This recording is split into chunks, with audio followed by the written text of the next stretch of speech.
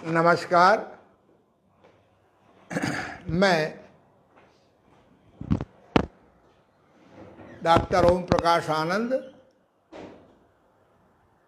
प्राकृतिक चिकित्सा प्लस विशेषज्ञ, योग शिक्षक, योग आचार्य, योग चिकित्सक, योग ऋषि, देव अंतर्राष्ट्रीय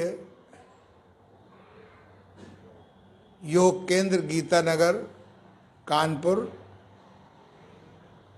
एवं देव अंतर्राष्ट्रीय योग केंद्र मोती झील कानपुर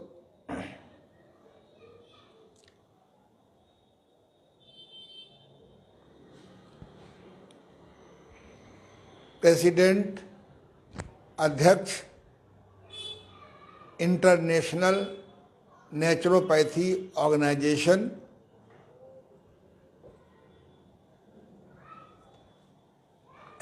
पिछले लगभग 2 दिनों से अपरिहार्य कारणों से मैं आपकी वेबिनार द्वारा सेवा नहीं कर सका।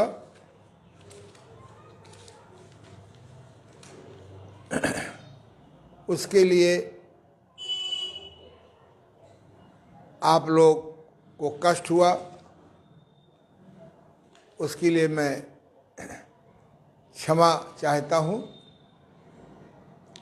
आज मैं आपके सामने एक ऐसे विषय को रख रहा हूँ, यदि इस विषय की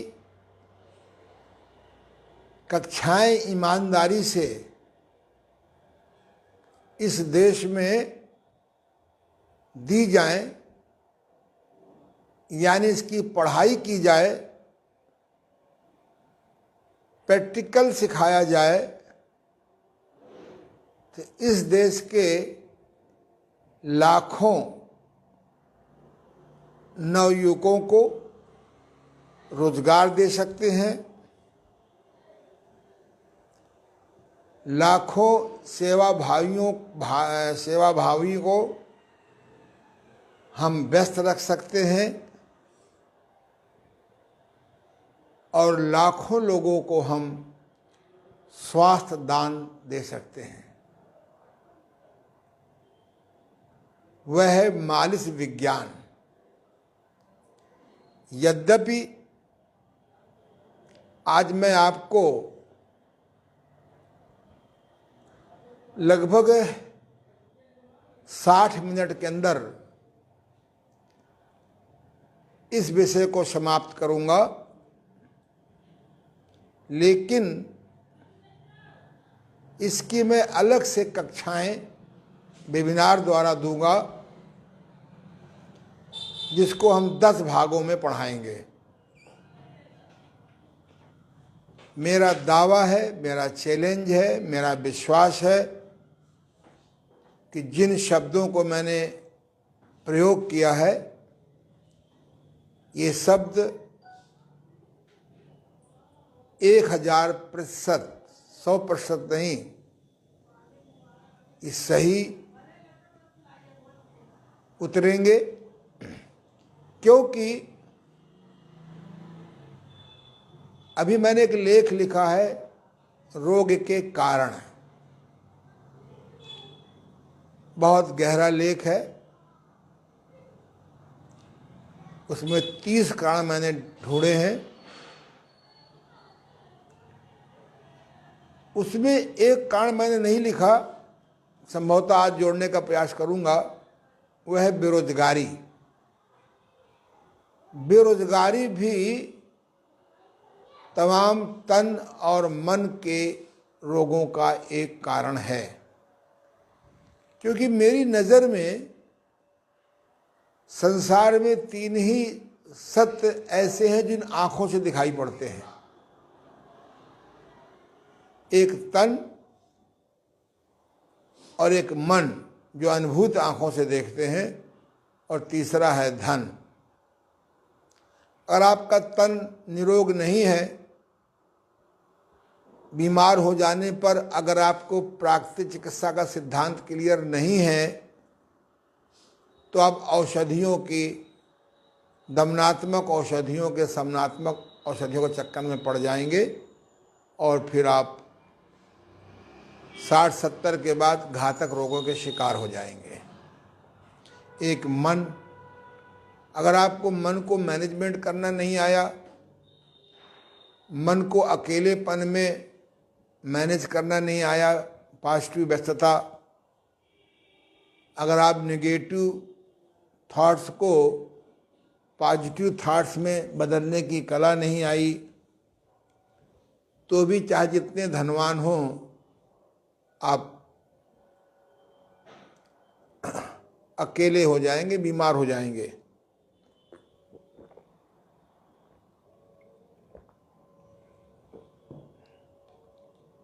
और तीसरा धन। धन एक ऐसा मैनेजमेंट है। मेरे गुरुदेव कहा करते थे कि धन के अभाव में भी बीमार हैं लोग, और धन की भराव में भी बीमार हैं लोग। क्योंकि धन जब कम होता है आवश्यकता से, उसका सात्विक गुण होता है। जब धन ईश्वर के प्रार्थना से, पुरुषार्थ से, प्रयास से जब सफल हो जाते हैं, आवश्यकताएं पूरी होने लगती हैं, तो और सुख सुविधाओं, भोग विलासता की मांग बढ़ जाती है और वो राजसी हो जाता है। राजसी स्वभाव का गुण होता है और फिर आप जुगाड़ योग से, पुरुषार्थ योग से, अपना स्वास्थ्य नाश करके, नाश योग से जब आप और कमा लेते हैं, तो फिर वो तामसी हो जाता है।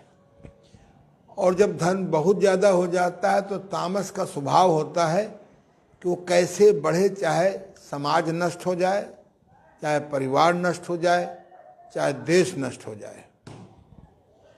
तो हम मालिश विज्ञान से इस देश के लाखों लोगों को रोजगार दे सकते हैं।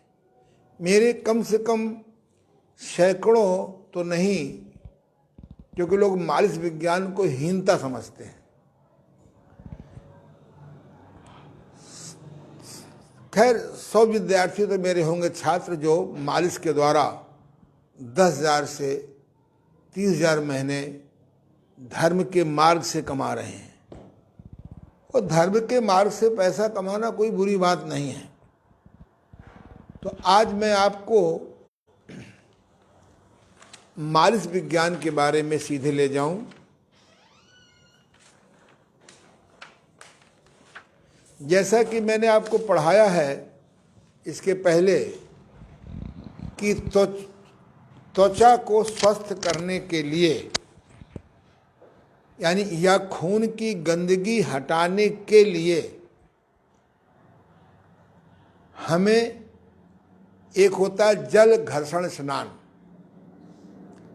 नहाने के पहले यदि हम रोमेदार तौलिया को गुनगुने या सामान्य जल में भिगो करके, उसे निचोड़ करके और सारे बदन पर कपड़े हटा करके उससे हम नॉन वायलेंट या अहिंसात्मक रगड़ें उसको, इससे भी हमारे रोम छिद्र खुल जाते हैं।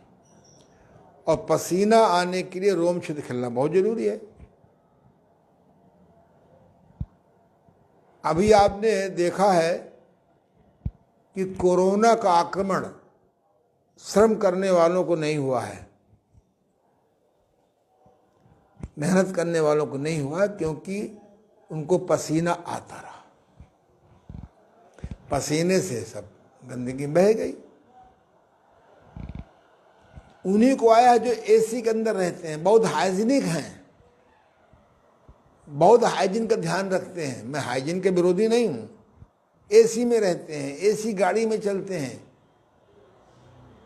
उनकी शक्लें तो खाद पे टमाटर तरह सुंदर होती हैं, शरीर भी सुंदर होता है, पर वायरस से लड़ने की ताकत नहीं होती है। दूसरा है भाप स्नान। भाप स्नान हम आपको अभी नहीं सिखाए हैं, कल उम्मीद है सिखाएंगे। एक भाप का डिब्बा होता है, हमने भाप के डिब्बे को बहुत सरलीकरण किया है। हर आदमी के पास चाहे जगह न हो, उसके द्वारा भाप स्नान ले सकता है। तीसरा है धूप स्नान। धूप स्नान बहुत अच्छा होते हुए भी हर एक को सुविधा नहीं है, महिलाओं को तो खास तौर पर सुविधा नहीं है कैसे धूप स्नान लें। और चौथा है मड स्नान। किस प्रकार से हम सारे बदन पर शुद्ध मिट्टी धीरे सतुए की तरह तैयार करके सारे बदन पे लगावें, 15 मिनट आधा घंटा रुकें, फिर आवश्यकता अनुसार ठंडे गर्म पानी से नहा लें। वो भी आपको हम दिखाएंगे। आज हम सिखाने जा रहे हैं आपको तैल मालिश। तैल मालिश, इसे विज्ञान की भाषा में कहते हैं तैल मालिश, यानी तेल मालिश। तो आयुर्वेद ग्रंथ में एक श्लोक लिखा हुआ है, मैं उसका हिंदी अनुवाद बोल रहा हूं कि अगर किसी वृक्ष में जान है, देखने में भले वो सूख गया लग रहा हो, अगर उसमें जान है और माली उसको उचित उसके अनुसार से खाद पानी डाले और उसकी सुरक्षा करे, वो पेड़ पुनः हरा भरा हो जाता है और फल देने लगता है। ऐसे ही मनुष्य कितना भी बीमार हो और कोई भी बीमारी हो, अगर उसको उचित मालिश करने वाला मिल जाए, उसके रोग के अनुसार से आवश्यक तैल मालिश करने का ज्ञान हो तो व्यक्ति पुनः पूर्णतः बिना प्राणायाम के, बिना योगासन के, अन्य क्रियाओं के वो व्यक्ति पुनः स्वस्थ हो जाता है, हो सकता है। मेरा एक शिष्य है जो आज से 40 साल पहले, 45 साल पहले आया था, मेरा नाम सुनकर के बहुत बीमार रहता था। उसको मैंने केवल तेल मालिश की कला सिखाई थी। आज वो सैकड़ों आदमियों के योग के माध्यम से, नेचुरोपैथी के माध्यम से, मालिश के माध्यम से सेवा करता है और अपना जीवन यापन करता है। तो आइए मैं आपको आज सिखाने जा रहा हूं तैल मालिश। तैल मालिश के लिए दो बातें समझ लें। मालिश के प्रकार क्या हैं। एक तो अंग विशेष की मालिश की जाती है, एक संपूर्ण शरीर की मालिश की जाती है। जैसे आपको नींद नहीं आ रही है, सिर गर्मी के मारे फटा जा रहा है, या बुखार है और सिर की ओर आपका गर्मी बढ़ रही है, तो लोग बाग उसको एक आता है ठंडा तेल, एक आता है गरम तेल, गरम तासीर का तेल, एक आता है ठंडी तासीर का तेल। हमारे कानपुर में एक भूत मार्का के नाम से तेल आता है, 4 तेल। अगर आप इस तेल को एक कटोरी में रख करके और आप अपने हाथों को धोने के बाद उसमें डुबो लें और ऐसे ऐसे मालिश करें, बहुत प्यार से मालिश करें। 5, 10, 15 मिनट की मालिश से व्यक्ति सो जाएगा, उसको नींद आ जाएगी। और जिसको बुखार हो और बुखार सिर की ओर चढ़ रहा है, उसके लिए यह 4 तेल की मालिश। 4 तेल न मिले तो हिम कल्याण तेल आता है, हमारे एक अभिनेता हैं, वो खूब प्रचार करते हैं कि अमुक तेल लगाइए, यानी बाजार में 4 तेल, हिम कल्याण तेल, जो ठंडे तासीर के तेल आते हैं, उसकी अंगुलियों की पोरों की मालिश दी जाए तो न बुखार सिर पे चढ़ने पाता है और ना ही जो है उसके शरीर में गर्मी अनावश्यक रहती है। एक बात सावधान रखें, अगर जिसको जुखाम रहता है और जुखाम का कफ जो है सिर में बस गया है, उसके लिए ठंडा तेल नुकसानदेह है। तो संपूर्ण शरीर की मालिश, मुझे याद है जब मैं छोटा था तो मेरी माँ, मेरी भाभी नवजात शिशु को पैर फैला करके उसको पैरों में लेटा देती थी और खूब सरसों के तेल की मालिश की जाती थी धूप में, और उलट पुलट करके दाएं बाएं हाथ पैर करते थे। अब ये परंपरा मुझे लगता नहीं कि है कि नहीं, और बच्चों के अंदर खूब विटामिन डी आता था। संपूर्ण शरीर की मालिश, मुझे ये भी याद है कि जब मैं छोटा था तो यहाँ पर एक सरसैया घाट है, आज भी है, वहाँ लोग मालिश कराने जाते थे, खूब आवाज़ें आती थीं। आज भी प्राकृतिक चिकित्सालयों में मालिश की व्यवस्था रहती है, उसका अलग से वो लोग चार्ज करते हैं, रोगी को बड़ा सुख मिलता है, बड़ा आराम मिलता है। संपूर्ण शरीर की मालिश, रोगी या बूढ़ा अथवा जो व्यायाम करने में आलसी हैं, ऐसे लोगों के लिए, ऐसे लोगों के शरीर में खून का संचार कम हो जाता है, ऊर्जा का प्रवाह कम हो जाता है, परिणामतः वो बीमार रहने लगते हैं। पर अगर वो लोग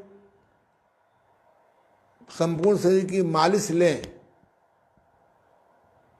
आधा घंटे की, पौन घंटे की, 1 घंटे की, हमारे, क्योंकि मैं एक रोटेरियन भी हूँ, तो हमारे एक बहुत मिलने वाले हैं, इस समय उनकी उम्र 90-92 साल की होगी,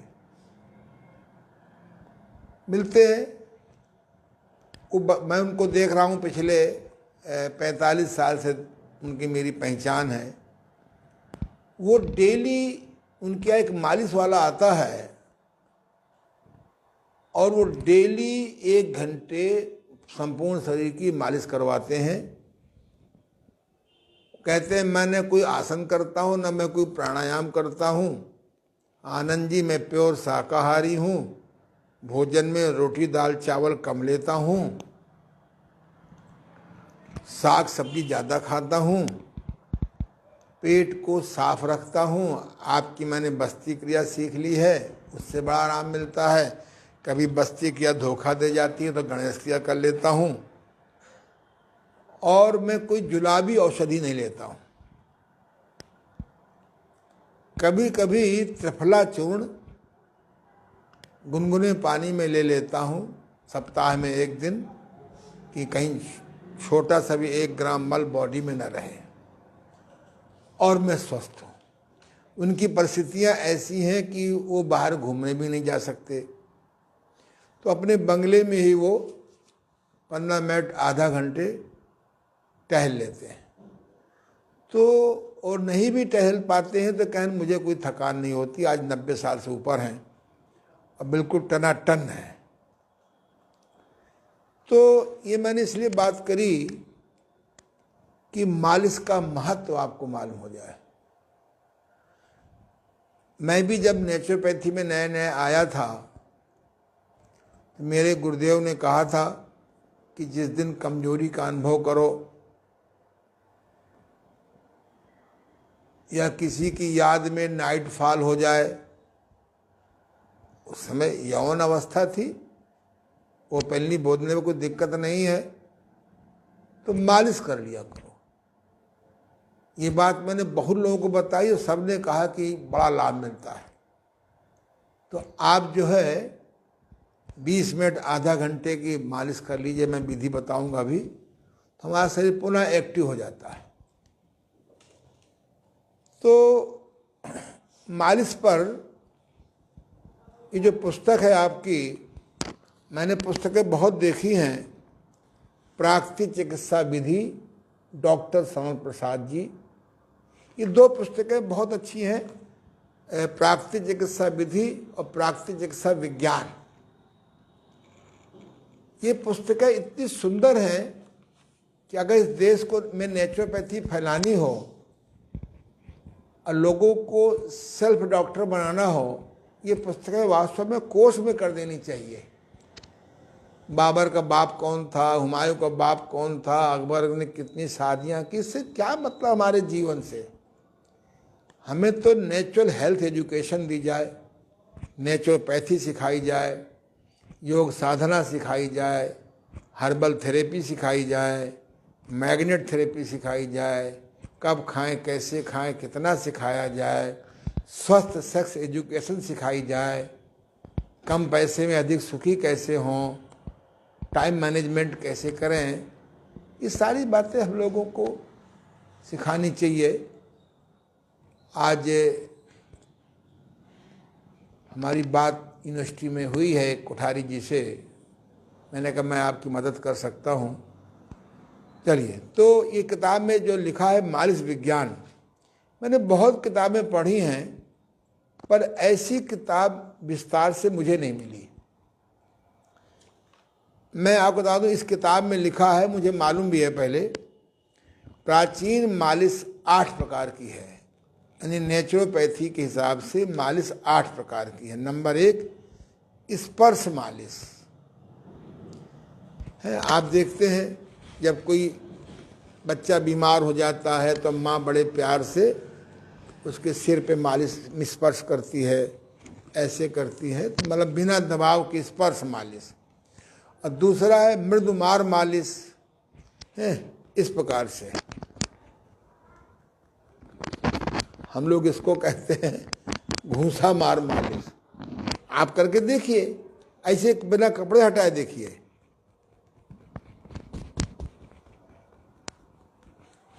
बहुत थके हो तो ऐसे पूरे बदन में ऐसे इस प्रकार से हाथ कर लीजिए।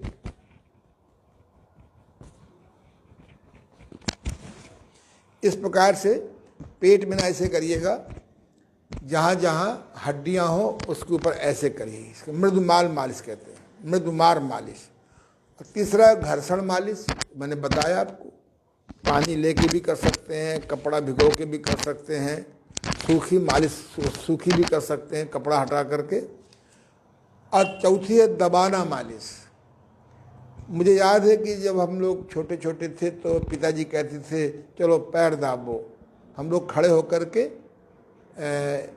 उनको कभी हाथ से दबाते थे, कभी पैरों से दबाते थे। चौथा है कंपन मालिश। आजकल तो मशीनें आ गई हैं, एक बहुत अच्छी मशीन आई है, आप उसके ऊपर लेट जाइए, उसको स्टार्ट कर दीजिए, 10-15 मिनट सारा बॉडी कंपन के द्वारा, मोमेंट के द्वारा, है ना, आप कंपन मालिश। चौथा बेलन मालिश।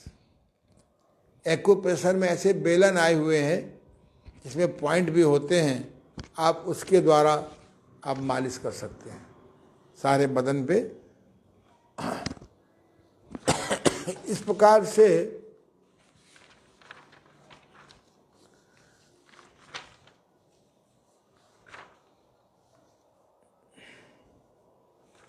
अब इसमें मैं आपको बहुत विस्तार से बताने नहीं जा रहा हूँ, क्योंकि इसके अलग से क्लास लेंगे 10 दिन। ये सारी बातें सुनना बहुत सरल लगता है, लेकिन जब मैंने देखा है कि ये सब आदमी सीख नहीं पाता है, मैंने अपने गुरुदेव से पूछा कि गुरुजी, आम आदमी को इतना ज्ञान कहाँ होता है। तो ये चित्र देखिए, मूल में एक व्यक्ति बैठा हुआ है, बैठने का स्टाइल देख लीजिए आप, पैरों को आपस में अलग अलग किए है, टच किए है। और ये व्यक्ति जो है अंडरवियर पहने हुए है, इसने अपने सारे बदन पे सरसों का या तिल का या गरी का तेल पूरे बदन पर इसने लगा दिया है और बड़े आराम से ये मालिश कर रहा है, गोल मालिश। ये सबसे सरल है। नीचे से ऊपर चलेंगे, इसका भी लॉजिक है, जब मैं आपको तेल मालिश सिखाऊंगा 10 भागों में तब बताऊंगा। ऐसे ही यहाँ कर लीजिए, बड़े प्यार से अपने हाथ से भी कर सकते हैं, ऐसे पैरों से आप पैरों में कर सकते हैं, नीचे से ऊपर। तलवे के लिए तलवा ऐसे कर लीजिए, ऐसे मालिश कर लीजिए, यहाँ मालिश कर लीजिए, यहाँ भी ऐसे गोल मालिश कर सकते हैं, कोई दिक्कत नहीं है इसमें। ऐसे धीरे धीरे आप, अगर आपका सोल्जर फ्रोजन नहीं है, अगर आप गोमुख आसन आपका बन जाता है तो 100% पूरे अंगों की 100% मालिश कर सकते हैं। किसी कारण से सोल्जर फ्रोजन है, नाड़ियाँ कड़ी हो गई हैं, तो आप 80% शरीर के 80% त्वचा को आप स्वयं कवर कर सकते हैं। क्योंकि मालिश मिलने वाला आसान नहीं है। लोग मालिश को बड़ा मालिश करना किसी के लोग हेय दृष्टिकोण से देखते हैं, लेकिन मालिश, अब ये तो एक मालिश के द्वारा रोजगार भी पैदा किया जा सकता है, लोगों ने किया भी है। अखबार में विज्ञापन आता है 999 की मालिश, 1999 की मालिश। मुझे नहीं पता कि भाई वो इतना पैसा क्यों लेते हैं, और ना मैंने पता लगाने की कोशिश किया, लेकिन 100 रुपया में, 200 रुपया में, 300 रुपया में मालिश वाले शहरों में मिल जाते हैं। तो इस प्रकार से हम लोग गोल मालिश सीखें आज। सारे बदन पे हमने सरसों का या तिल का या गरी का तेल लगा लिया और आराम से बैठे बैठे आप 20 मिनट, 30 मिनट, आधा घंटा 80% बॉडी को कवर कर सकते हैं। अगर कोई आपके पास मालिश वाला मिल जाता है तो अच्छी बात है, आप एफोर्ड कर सकते हैं, वो अच्छी बात है। पर हर आदमी तो नहीं मालिश वाला मिलेगा नहीं, पैसा भी होगा तब भी नहीं मिलता, और आप स्वयं मालिश कर सकते हैं। तो ये जो है मालिश जो करेंगे, सरसों के तेल की मालिश करेंगे, तिल के तेल की मालिश भी करेंगे। मेरा अनुभव नहीं है, लोग कहते हैं कि वजन घटाने के लिए सरसों का तेल की मालिश करनी चाहिए, जो वजन बढ़ाना चाहते हो वो तिल की मालिश की तेल मालिश करें। दक्षिण में तो नारियल के तेल की मालिश बहुत फेमस है। अगर आपकी बॉडी में चर्म रोग है, फुड़िया फुंसी हैं, तो ना आप सरसों के तेल की मालिश करेंगे, ना नारियल के तेल की मालिश करेंगे, ना तिल की तेल की मालिश करेंगे। नीम का तेल बाजार से ले आइए, किसी आयुर्वेदिक दुकान से आसानी से मिल जाता है, उसे कटोरी में रख लीजिए और दाढ़ी बनाने वाला बुरुश एक नया खरीद लीजिए और उस बुरुश को सारे, जैसे पेंटर पुताई करता है ऐसे सारे बदन पे या जहाँ जहाँ फुड़िया हो, फुंसी हो, वहाँ उस बुरुश से लगा दीजिए और आधा घंटा लगा रह दीजिए। मैंने देखा है कि खाज खुजली में, दाद में नीम का तेल अगर हम ब्रश के द्वारा लगा लें, अब 15 मिनट, आधा घंटा उसको हम रोक लें, इससे भी बहुत लाभ होता है। अगला है गौमूत्र की मालिश। गाय को ऐसे माँ नहीं कहा गया है, पृथ्वी को ऐसे ही माँ नहीं कहा गया है, गंगा नदी को ऐसे ही माँ नहीं कहा गया है, भगवत गीता को ऐसे नहीं माँ कहा गया है। ये गौमूत्र के अंदर बहुत गुण है। गाय की, अगर गाय कूड़ा करकट नहीं खाती है, घास खाती है जंगल का, या ये रोटी दाल चावल जो आप लोग खिला देते हैं गाय को, मेरे हिसाब से ये पाप है। रोटी दाल चावल लड्डू ये सब गाय का प्राकृतिक भोजन नहीं है। गाय का प्राकृतिक भोजन चारा है, भूसा है। तो उसका जो गौमूत्र है, आप गौमूत्र भी हाथ से या ब्रश से लगा सकते हैं। मैंने तो गौमूत्र कल्प से सोराइसिस ठीक किया है, लीवर ठीक किए हैं, पैंक्रियास ठीक किया है। जिनकी आंतें बहुत कमज़ोर हैं उनको पहले मैंने शोधन कराया, मड स्नान, स्टीम बाथ, मिट्टी की पट्टी, पेट साफ करना आदि, और साथ में जब मैंने गौमूत्र की मालिश कराई, बहुत लाभ हुआ। अब जिनको गौमूत्र की सुविधा ना हो वो शिवाम्बु मालिश कर सकते हैं। प्रातः काल के प्रथम पेशाब को शिवाम्बु कहते हैं। शिवाम्बु मालिश भी बहुत फायदा करती है त्वचा के रोगों में। कुछ लोग गाय के घी का भी प्रयोग करते हैं, वो मेरा अनुभव नहीं है। हमारे प्राचीन काल में जब शादी किसी लड़की लड़के की होती थी तो 21 दिन पहले से ही चने का आटा, सरसों का तेल और उसमें हल्दी मिला दी जाती थी, उससे उपटन होता था। 21 दिन में लड़की की लड़के की शक्ल बहुत सुंदर हो जाती थी। वो परंपराएं अब मुझे नहीं लगता कि समाज में है। ऐसे दर्दों को ठीक करने के लिए एक चुम्बक मालिश होती है। जब मैंने चुम्बक सब पढ़ाई थी तब मैंने बताया था। फिलहाल यहाँ पर हम सरसों के तेल की मालिश, नायक तेल की मालिश, तिल की मालिश, नीम की तेल की मालिश, गौमूत्र की मालिश, शिवाम्बु की मालिश, गाय की घी की मालिश भी लोग करते हैं, बशर्ते कॉन्फिडेंस हो कि गाय का घी असली है। अभी सर्वे रिपोर्ट आज आई है अखबार में कि जितनी दूध की खपत है हमारे कानपुर में, उससे चौगुना दूध की सप्लाई है। जितने दूध की सप्लाई है कानपुर में, उसका 1/4 ही दूध होता है। अब 3/4 दूध कहाँ से आता है मुझे नहीं मालूम। तो आजकल केमिकल के द्वारा नकली दूध बनने लगा है। विदेशों से जो पाउडर बंद कर दिया गया है वहाँ पर, खराब माना जाने लगा, यहाँ भेज कर को बनाया जाता है। वो मेरा विषय नहीं है। अगर आपको कॉन्फिडेंस है कि गाय शुद्ध गाय का, शुद्ध दूध का, शुद्ध गाय का घी है, तो गाय के घी से भी लोग मालिश करते हैं।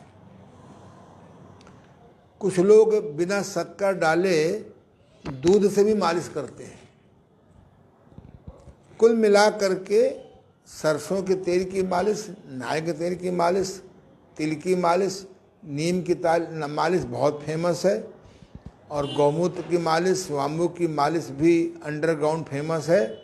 और पहले शादी विवाह में चने के आटे में सरसों के तेल में चने के आटे को, पानी की जगह सरसों के तेल में चने का आटा घोला जाता है, उसमें हल्दी डाल देते हैं और उसको सारे बदन पे लगाते हैं, रगड़ते हैं। ये इससे बहुत गंदगी निकल जाती है। अब प्रश्न उठता है कि हम लोग मालिश क्यों करें। ये जानने के पहले हम लोग जान लें कि मालिश हरदम नीचे से ऊपर करनी चाहिए। मालिश करने के पहले सारे बदन पे गुनगुना या सामान्य पानी से रोम छिद्र खोल लेना चाहिए। मालिश करने के बाद अपनी तासीर के अनुसार से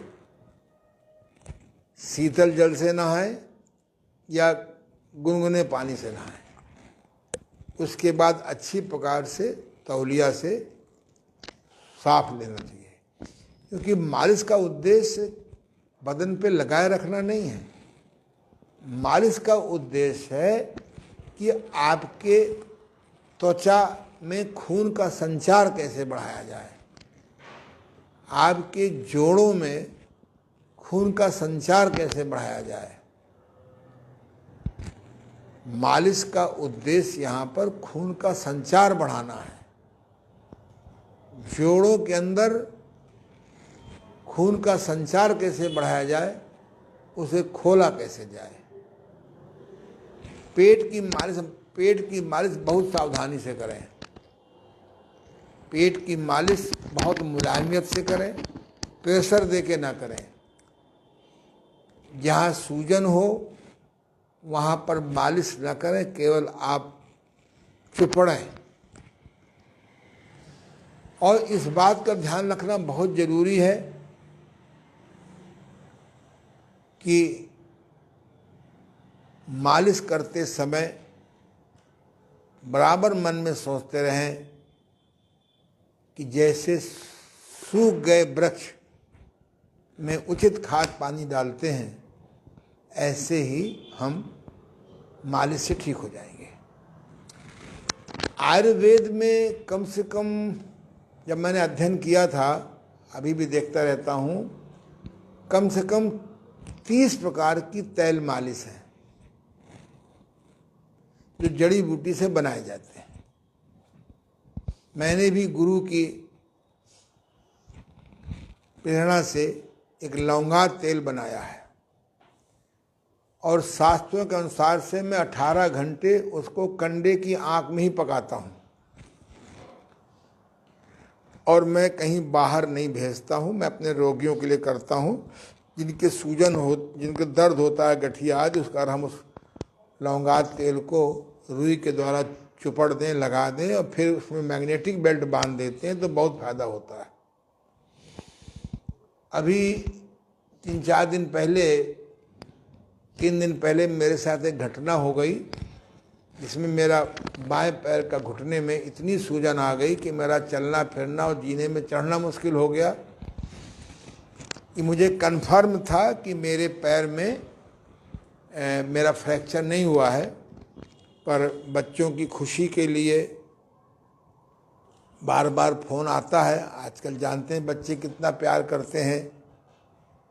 कोई बंगलौर में रहता है, कोई हैदराबाद में रहता है, कोई चेन्नई में रहता है, कोई गुड़गांव में रहता है, लेकिन जब उनको मालूम होता है कि हमारे माँ बाप तकलीफ़ में हैं, आ तो नहीं सकते हैं क्योंकि वो बड़े पैकेज के बेचारे गुलाम हो गए हैं।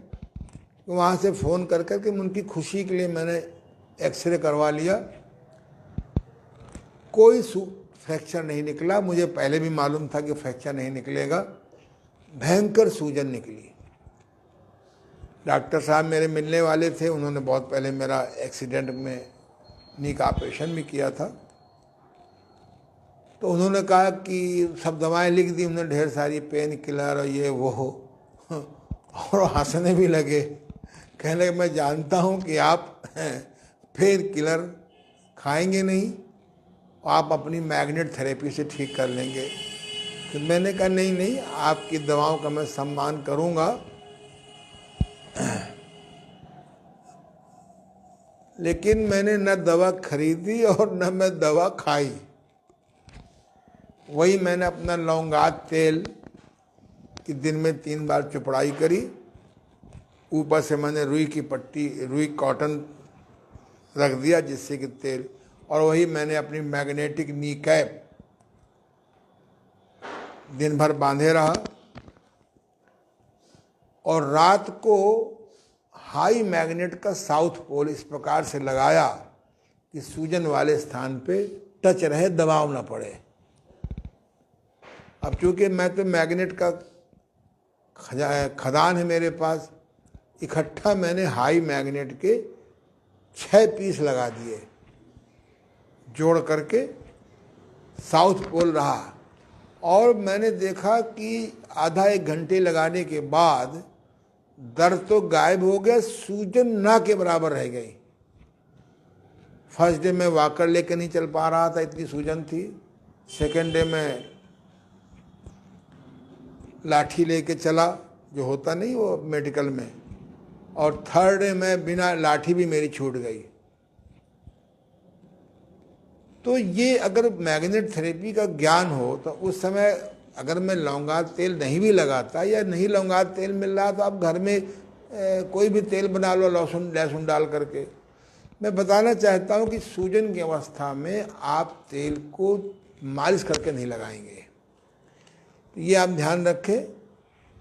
और किनकी मालिश नहीं करनी चाहिए?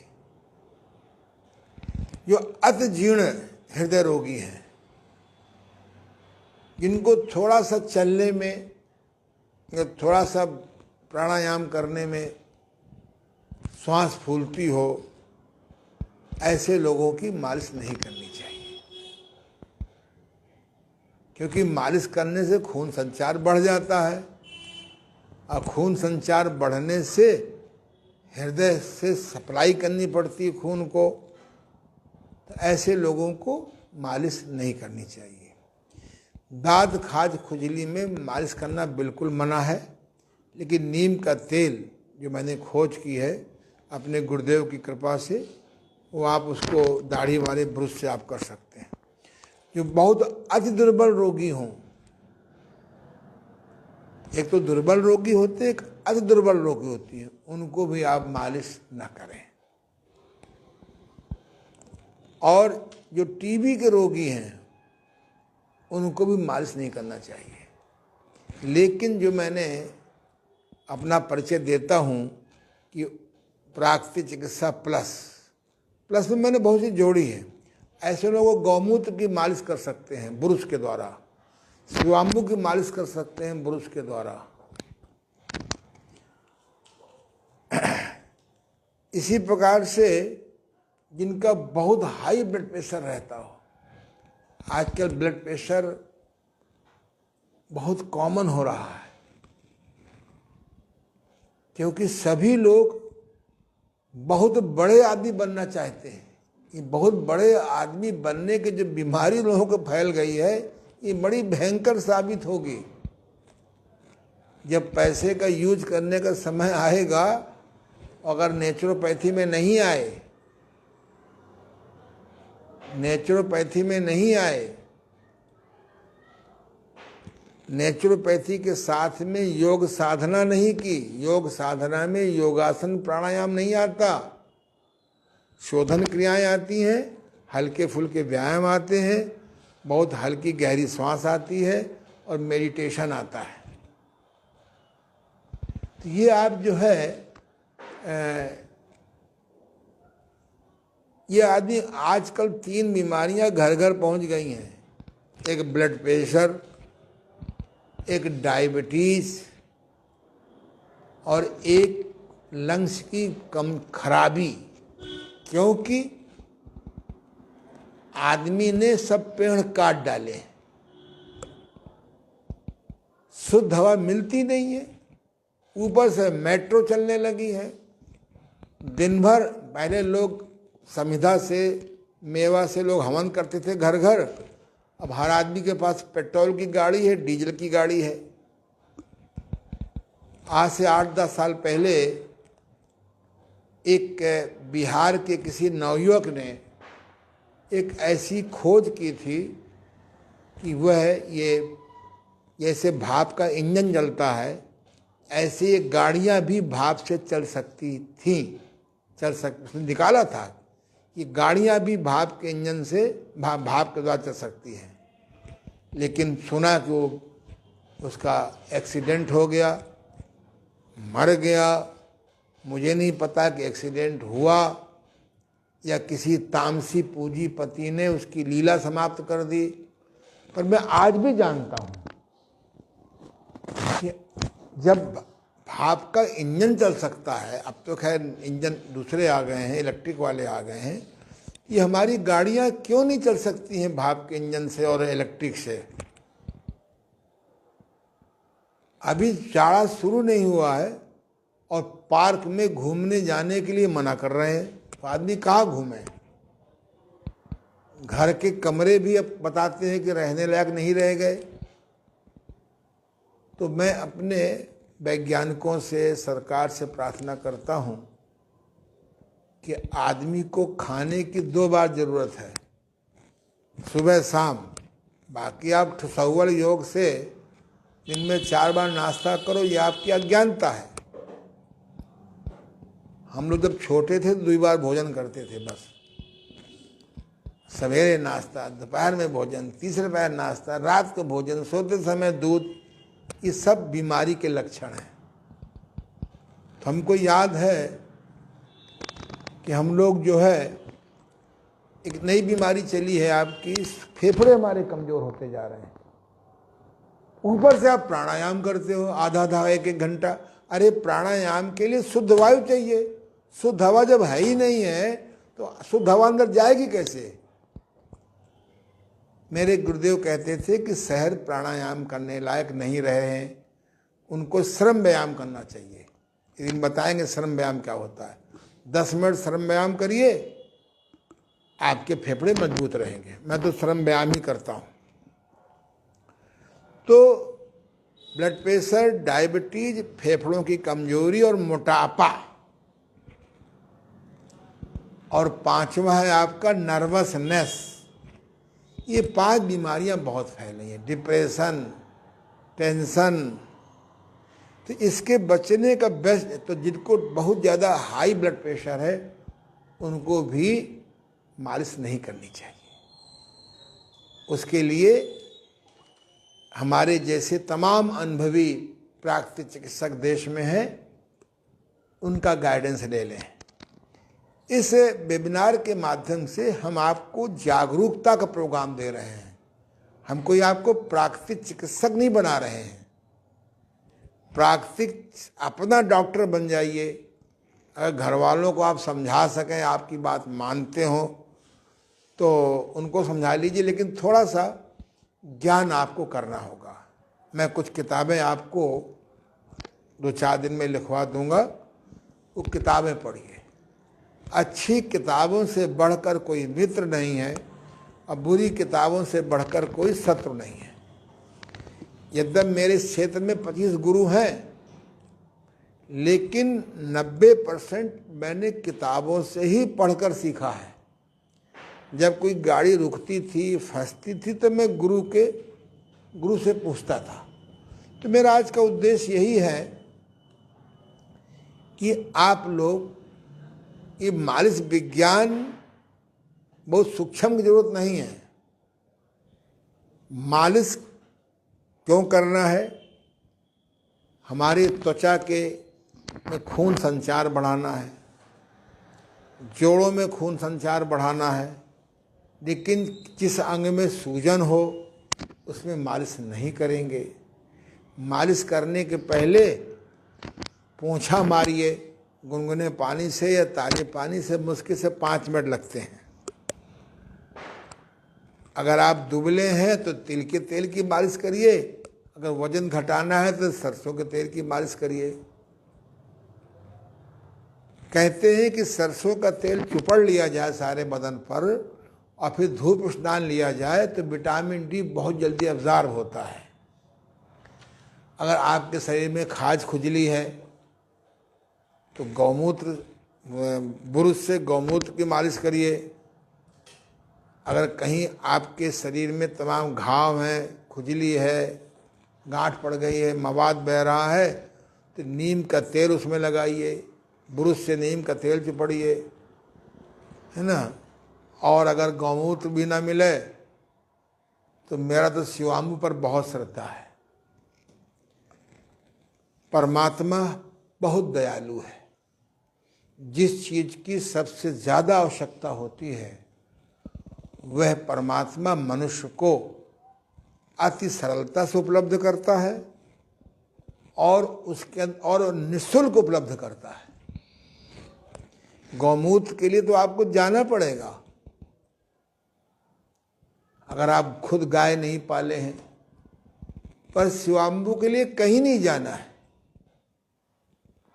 मैंने तो शिवाम्बू से बड़े बड़े असाध्य रोगी ठीक किए हैं। हमारे शहर में एक बहुत प्रसिद्ध व्यक्ति हैं, नाम नहीं लूंगा बिना उनके पूछे, उनको डॉक्टर ने कैंसर कह दिया। ऑपरेशन होने जा रहा था, फिर कीमोथेरेपी होती, फिर पता नहीं कौन कौन सी थेरेपी होती, फिर घर के थाली बर्तन बिकने वाली थेरेपी होती। ये भी एक थेरेपी है। मेरे परम श्रद्धेय नंद किशोर झाझरिया जी जो ब्रह्मलीन हो गए, उन्होंने उनसे कहा कि तुम एक बार आनंद जी से मिलो।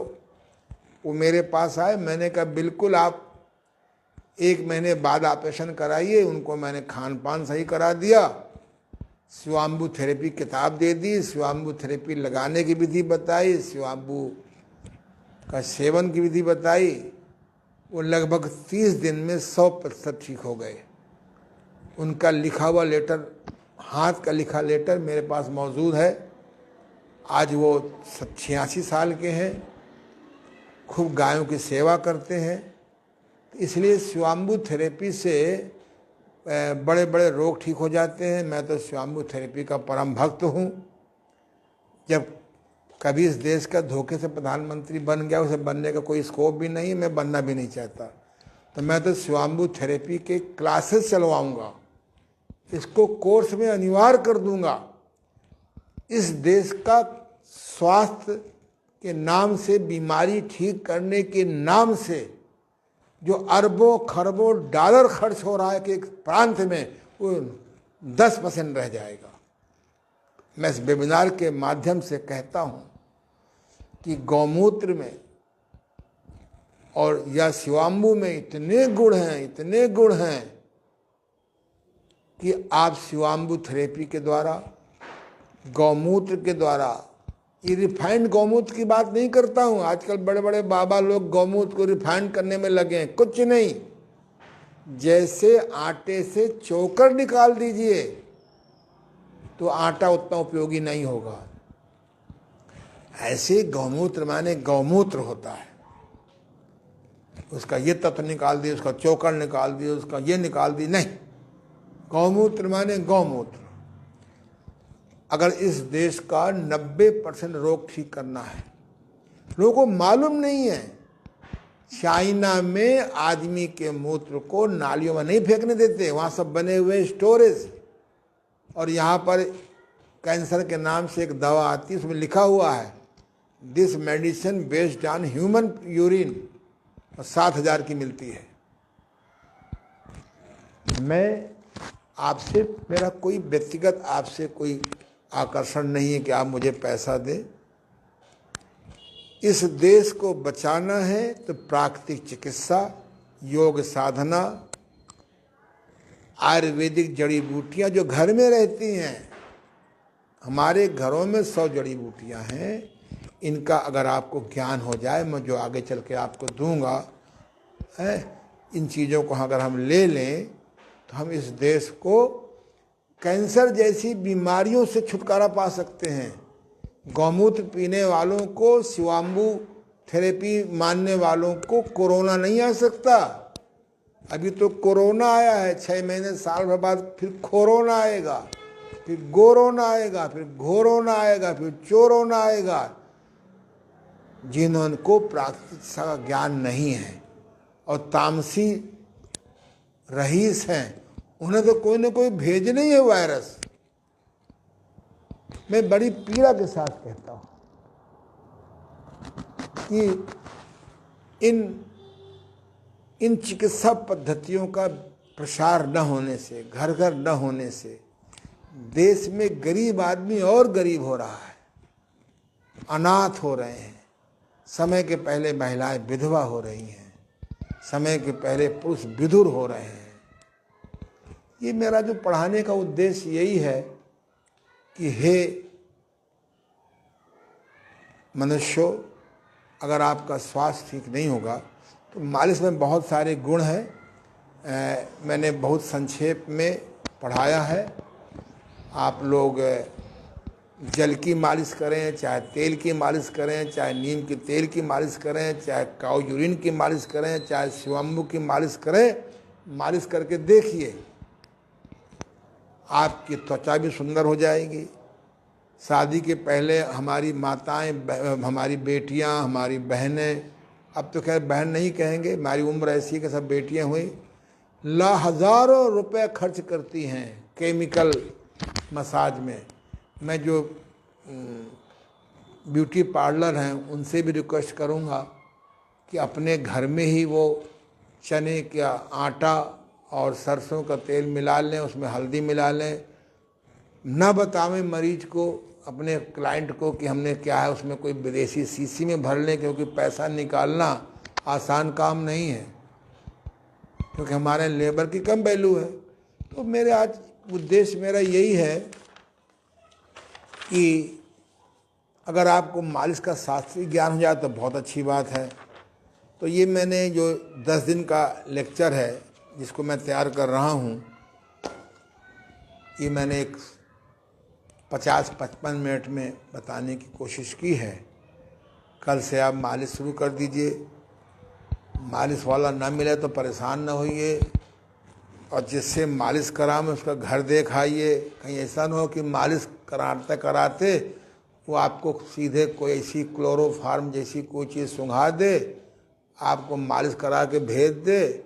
भैया, बिना जान पहचान के मालिश वाले को घर में ना बुलाइएगा। 3-4 घटनाएं हो गई हैं मेरी जानकारी में, हैं। तो आप सबको बहुत धन्यवाद। हो सकता है कि आज आपको कम अच्छा लगा हो, लेकिन जब आप मालिश करेंगे, एक होती है मक्खन लगाने वाली मालिश, है, जिसको खुश करना हो उसको आप मक्खन लगाइए। क्यों भाई, है, इतना ज़्यादा मक्खन न लगा दीजिए कि आपकी पोल खुल जाए। चलिए, धन्यवाद। कल हम लोग फिर मिलेंगे, और मुझे आशा है कि आज कल सुबह से आप कोई ना कोई जल मालिश, तेल मालिश, कोई ना कोई मालिश जरूर करिए। धन्यवाद।